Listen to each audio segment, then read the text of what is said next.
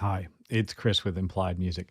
Fractured Sounds Spotlight Piano is on the agenda for today. Now, I actually own all of Fractured Sounds pianos. Glacier Keys, Dulciano, Midnight Grand. The Woodchester piano is one of my favorite felt pianos. Fractured Sounds has finally got their sort of thing together, got into the same space that they recorded Woodchester in, and recorded a cinematic solo piano instrument that really has pride of place in their lineup, and also would just fit beautifully into any ambient or cinematic score that I can imagine. Let's take a look at some of the sounds today. We'll play around with it a little bit. They just sent it to me very graciously, and I'm really curious to hear how it stacks up against the dozens of other contact piano libraries that I own. Do I need another piano library? Let's find out.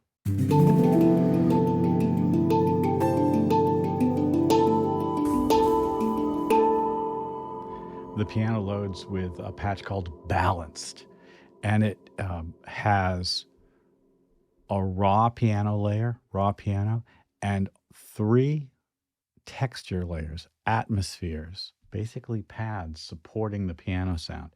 And it makes for a thick and really elegant piano sound that stands alone and would also fit in mixes.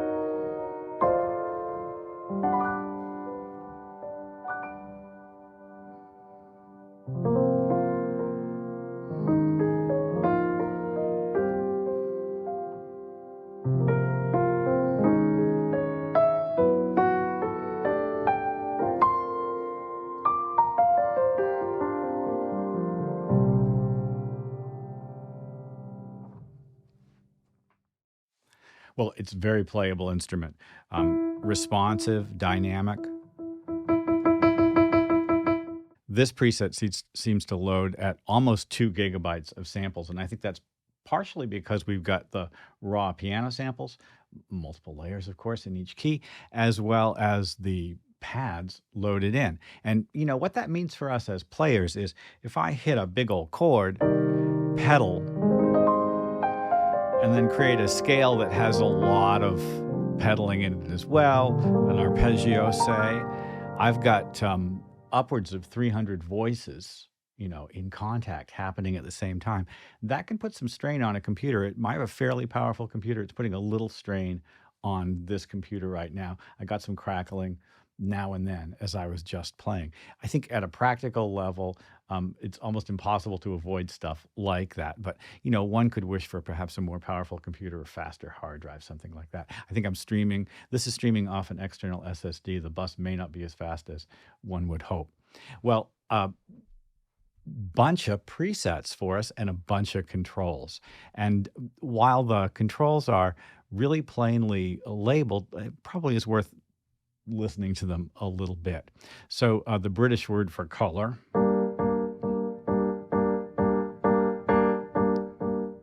darker and brighter, I guess, basically. And then timbre shift is certainly interesting. I played around with this and it's super useful. Right? I like that a lot. Sort of brings things forward a little bit. Terrific. Stereo width. I like a narrow piano, but what if we crank it up?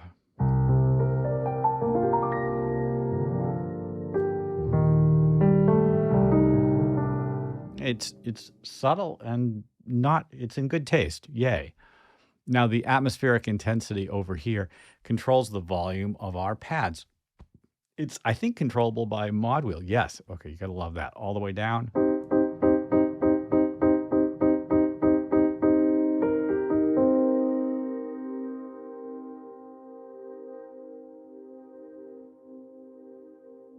Fun. And that means it's programmable and automatable.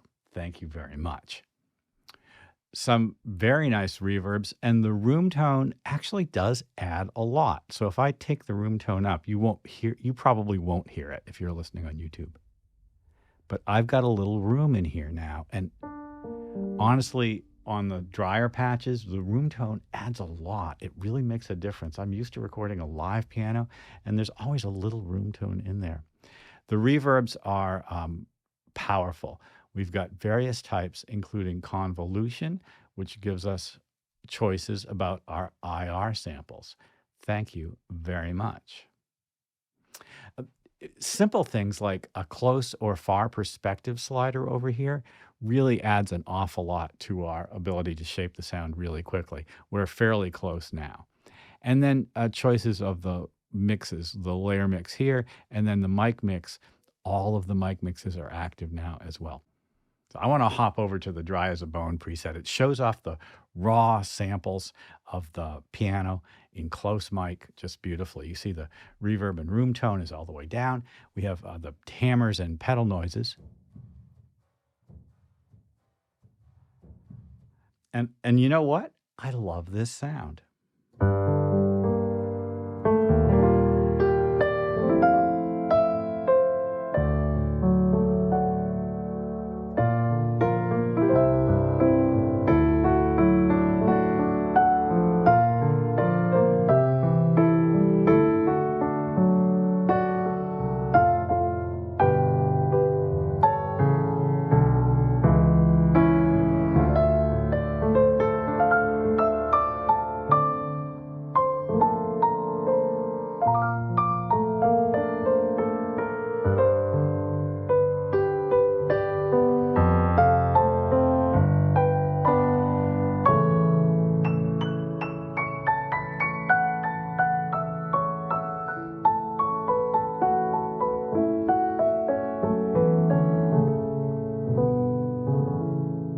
Beautifully recorded piano in perfect tune.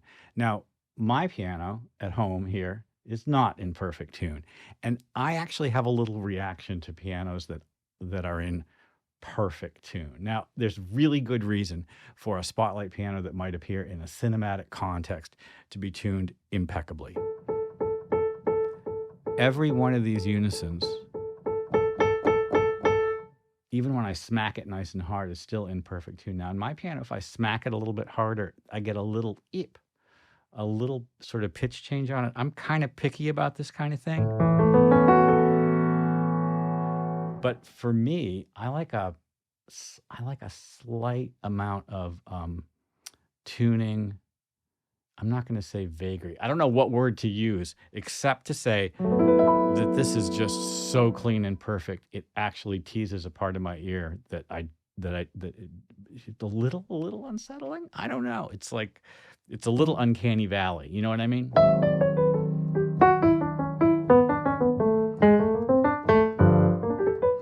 So this is kind of the sound I might use for jazz.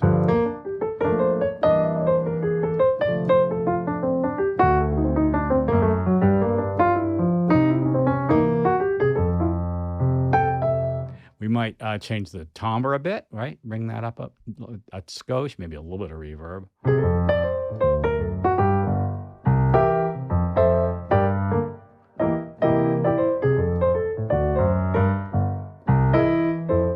Yeah, Super fun. Well, listen, we have to try some of these texture presets, right?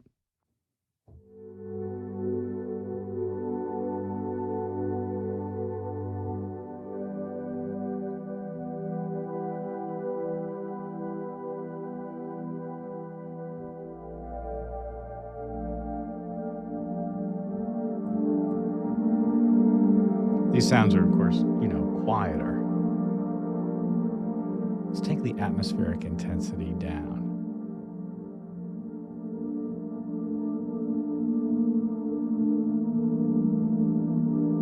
And let's look over here at these controls.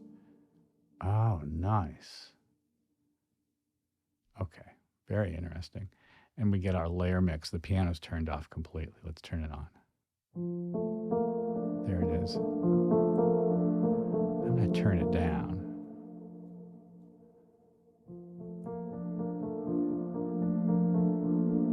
And maybe change our perspective some, bring it back up a bit. A little more. There we go. All right, this is ambient piano heaven, right?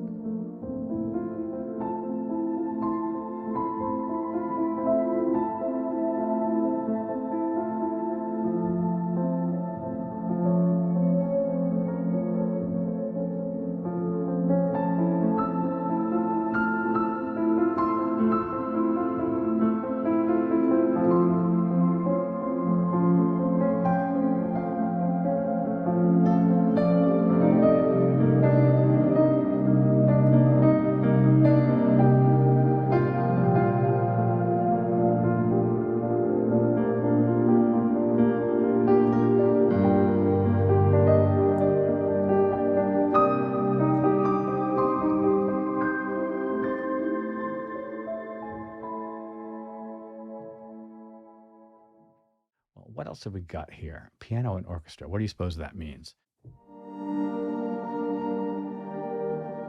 That's a gorgeous set of pads. Let's turn on the piano.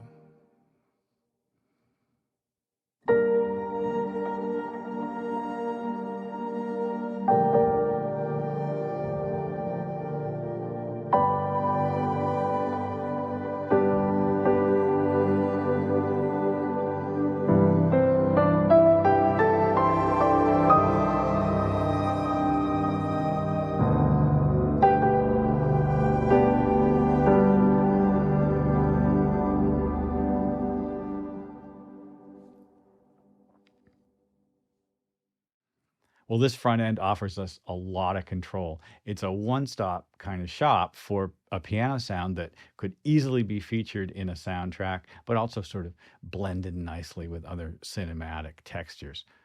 I love a solo piano, and a solo piano that's padded can be delightful. Well, Spotlight piano. Spotlight piano, I guess that's the intention, right? Can you see it on stage?